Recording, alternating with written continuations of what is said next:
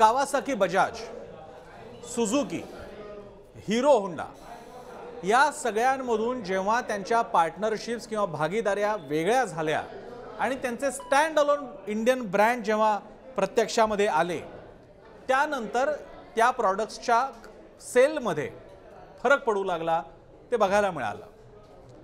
ब्रँडचं नाव, त्याचं असोसिएशन ही खूप गंभीर गोष्ट आहे। ब्रँडचं नाव, त्याचं डिझाईन, त्यासाठी वापरलेली भाषा, रंगसंगती, चित्र ही अतिशय गांभीर्याने करायची बाब आहे, विशेषतः जेव्हा तुम्ही त्या ब्रँडद्वारे प्रमोट करत असलेली वस्तू, सेवा, व्यक्ती ही मोठ्या संख्येतल्या लोकांपर्यंत पोहोचवायचा प्रयत्न करत असता।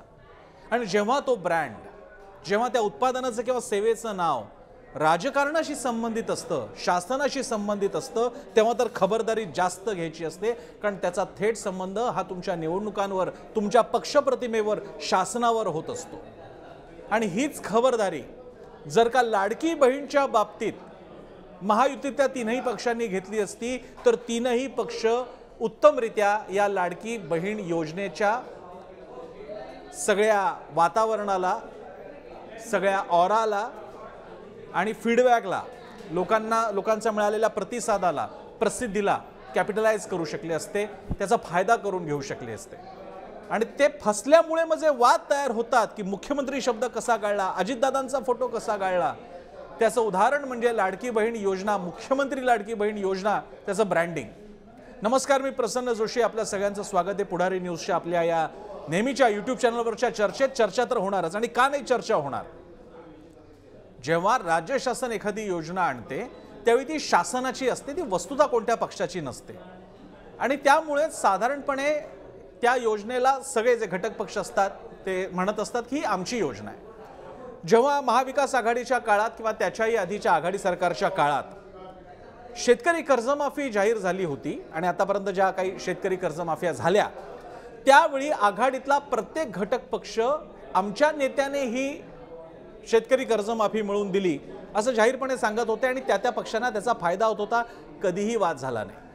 केंद्रीय कृषी मंत्री शरद पवार होते, मात्र पंतप्रधान मनमोहन सिंग होते, काँग्रेसचं नेतृत्व होतं, पण राष्ट्रवादी काँग्रेस महाराष्ट्रात प्रमोट करत होती की शरद पवारांमुळे कर्जमाफी मिळाली। महाविकास आघाडीचं सरकार होतं, पुन्हा एकदा अशी योजना आणली गेली। शिवसेनेचे नेते म्हणत उद्धव ठाकरेंनी कर्जमाफी आणली, काँग्रेसचे म्हणत की केंद्राकडनं आपल्याला काँग्रेसचे नेते म्हणत आपण सुद्धा यामध्ये प्रयत्न केले आणि त्याच्यामुळे ही कर्जमाफी मिळालेली आहे। राष्ट्रवादी काँग्रेसचं म्हणणं होतं आपण प्रयत्न केले त्याच्यामुळे कर्जमाफी मिळालेली आहे। त्यामुळे एकमेकांना कॉम्प्लिमेंट करणाऱ्या या विधानं होती, कॉन्ट्रॅडिक्ट करणारी नव्हे, कॉम्पिटिशन करणारी नव्हती, आणि त्याचा त्यांना फायदा झाला। तेव्हा कधी अशा बातम्या आल्या नाहीत की उद्धव ठाकरेंनी दावा केल्यामुळे राष्ट्रवादी खवळली, राष्ट्रवादी खवळल्यामुळे काँग्रेसचा सुद्धा आता पापड मोडला, असं झालं नाही। आणि यालाच एक कोऑपरेशन ठेवावं लागतं, कारण ते कोऑपरेशन घेऊन तुम्ही जनतेपर्यंत जात असता। लाडकी बहीण योजनेच्या बाबतीत मात्र हे नियोजन मुळात त्या ब्रँडिंगमुळेच थोडंसं फसलं की काय असं वाटावं अशी चिन्ह आहे। पुढारी न्यूजच्या या चर्चा तर होणार या कार्यक्रमात तुम्ही काही दिवसांपूर्वीचा जर का एपिसोड बघितला, त्यामध्ये अतिशय स्पष्टपणे या योजनेवरती सुद्धा विषय आलेला आहे। मी यापूर्वी सुद्धा काही ठिकाणी म्हणालेलो आहे की लाडकी बहीण योजनेमुळे डायरेक्ट बेनिफिट ट्रान्सफर हे जगभरात गाजलेलं मॉडेल आहे, आणि त्याच्यामुळे लोकांना फायदा होतोच। लोकांकडे पैसे थेट येणं याच्यासारखी मदत नाही, याच्यासारखं सहकार्य नाही, योजना नाही, आणि त्यामुळे याचे फायदे शासनाला मिळूही शकतात, पक्षांनाही मिळू शकतात। आणि निवडणुकीच्या तोंडावरती योजना आणण्यात आलेल्या आहेत, त्यामुळे त्याचं राजकारण असणारच, तीनही पक्षांना राजकीय फायदा अपेक्षितच असणार। चूक काय? राजकारण त्यासाठीच होत असतं। पण हे करत असताना त्या लाडकी बहीण योजनेला जो मुख्यमंत्री लाडकी बहीण योजना हे नाव देण्यात आलं, ते जर का नुसतं महाराष्ट्र शासन किंवा महाराष्ट्र लाडकी बहीण योजना दिलं असतं तर ते जेनेरिक ठरलं असतं। आपल्याला कल्पना आहे, जर का हे एका पक्षाचं सरकार असतं किंवा दोन पक्षाचे आणि मुख्यमंत्रीच प्रमुख मोठ्या पक्षाचा आहे असं असतं तर कदाचित मुख्यमंत्री लाडकी बहीण योजना ठीक ठरलं असतं। पण आता या महाविकास आघाडीमध्ये जर का तीन पक्ष आहेत, अर्थखातं अजितदादांकडे आहे, मुख्यमंत्र्यांच्या नावाने योजना आहे, तिन्ही पक्षांमध्ये सर्वाधिक जागा असणारा पक्ष भाजप आहे, अशा वेळी ही योजना कुणाची? भाजपला त्या योजनेचे पोस्टर लावताना मग कोणाचा चेहरा आवडतोच असं नाही, अजित पवारांच्या योजनांच्या ठिकाणी जी काही TVC बनवण्यात आलेली आहे, टेलिव्हिजन कमर्शियल, त्याच्यामध्ये फक्त अजितदादांची लाडकी बहीण योजना, मुख्यमंत्री शब्द गाळण्यात आलेला आहे. हे सगळे वादविवाद होतात ते समजून घेण्यायोग्य आहे. त्याचं कारण असं की अजितदादा आपल्या पक्षासाठी दाखवत असताना मुख्यमंत्री म्हणून कसं काय दाखवतील, भाजप दाखवत असताना मुख्यमंत्री आणि अजित पवारांचा फोटो त्यांना कशा प्रकारे दिसेल याचा विचार करतात. बाकीचं सोडा. जेव्हा महाविकास आघाडीतले घटक पक्ष लाडकी बहीण योजनेचे पोस्टर्स आपापल्या मतदारसंघात लावत होते त्याच्यावेळी ती महायुतीने तीच टीका केली, ही तर आमची योजना आहे. वसुधाची टीका करणं चुकीचं आहे. शासकीय योजना ही शासकीय योजना आहे. ती PM केअर असो, आवास योजना असो किंवा महात्मा फुले आरोग्य योजना असो किंवा अन्य कुठल्याही योजना, त्या एकदा का शासनानं जाहीर केल्यानंतर त्या लोकांपर्यंत घेऊन जाणं हे सगळ्या राजकीय कार्यकर्त्यांचं, समाज कार्यकर्त्यांचं काम आहे. त्यामुळे या वादाला अर्थ नाही की मवियाने हा नाव का वापरलं.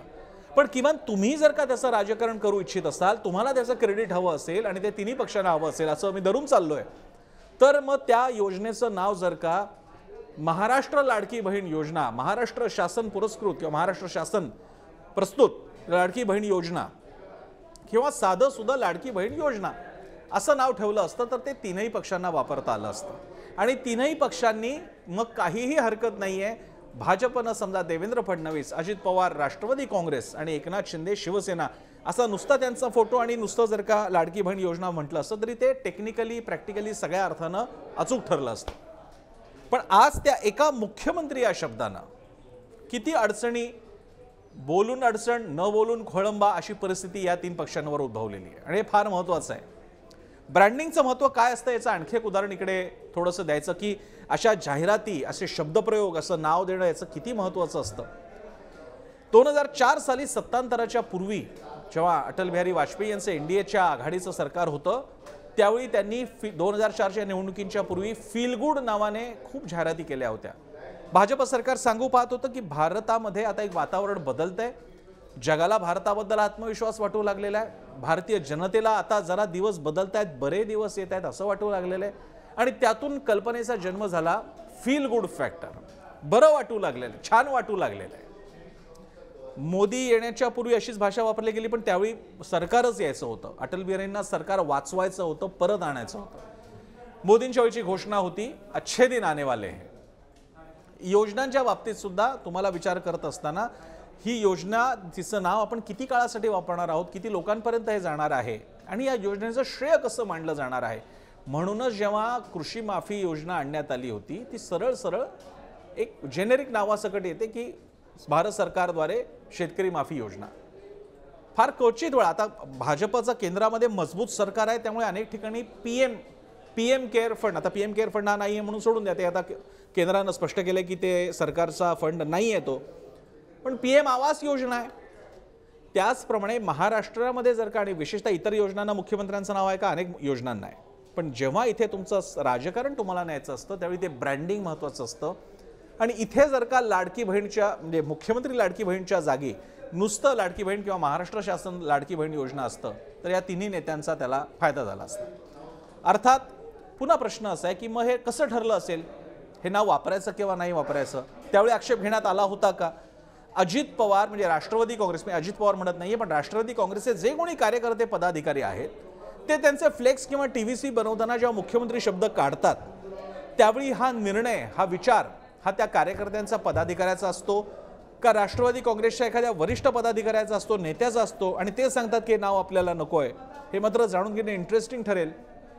भाजपला सुद्धा ही योजना एका जेनेरिक नावाने आली असती. जेनेरिक म्हणजे सर्वसाधारण, कोणताही एखाद्या नेत्या किंवा पक्षाला थेट ॲड्रेस न केलेलं अशा प्रकारे जेनेरिक नाव, महाराष्ट्र शासन लाडकी बहीण योजना, महाराष्ट्र लाडकी बहीण योजना, लाडकी बहीण योजना असं आणण्याचे प्रयत्न भाजपकडून झाले होते का याची सुद्धा माहिती घ्यावी लागेल. पण एक मात्र नक्की, या निमित्तानं पुन्हा कपातलं वादळ बघायला मिळतंय.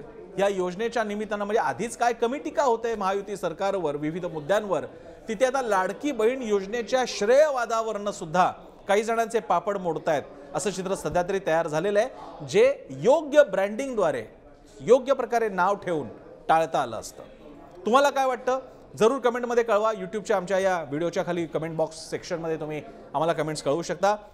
पुढारी न्यूज हा फेसबुक, इंस्टाग्राम आणि एक्सवर उपलब्ध आहे. यूट्यूबवरती आहे, ज्याच्यावर तुम्ही हा कार्यक्रम बघताय. फॉलो करा, सबस्क्राईब करा, बेल आयकन दाबा म्हणजे नोटिफिकेशन्स येतील. मी स्वतःसुद्धा एक्स आणि फेसबुकवर ॲक्टिव्ह आहे. मला फॉलो करू शकता. संवाद चालू ठेवूया आणि सगळ्यात महत्त्वाचं म्हणजे पाहत राहा पुढारी न्यूज, कारण पुढारी न्यूज म्हणजे आवाज जनतेचा.